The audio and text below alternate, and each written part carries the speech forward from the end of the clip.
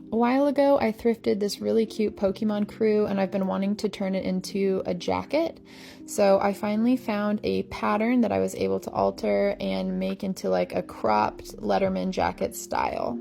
I had a pretty specific style in mind for this jacket, so I had a hard time finding a pattern. I got this one on Etsy, and once I downloaded it, there were a lot of issues with it, so I don't super recommend it, but I was able to modify it for my purposes. I don't know if you noticed, but the front and back panels are a little bit wider than my fabric, so I had to make this little intermediary panel to connect them. Notice this weird mirrored effect on the sleeves, and so I decided that would be perfect for my placket.